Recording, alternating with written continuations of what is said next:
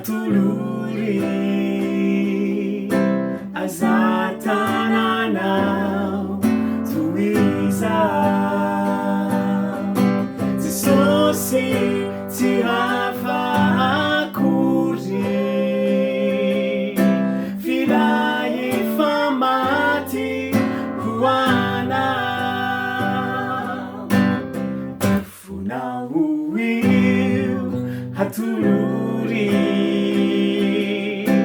azatana nawe tuwiza zisosi zirava kuri vilaye famati kuana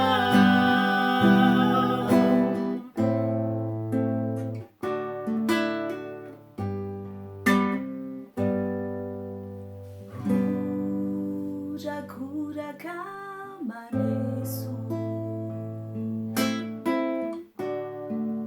Kabukazi sajutsilu Fanitena mafaita Niraitsi nirakya Zesuti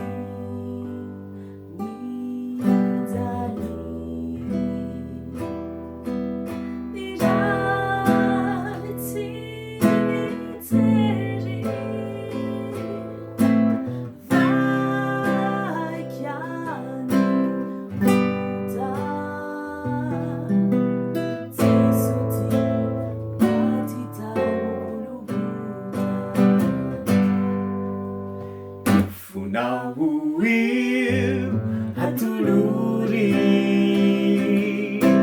azatana nawe tuwiza zisosi zirava kuri vilaye famati kuana funa uwiu hatuluri hazatana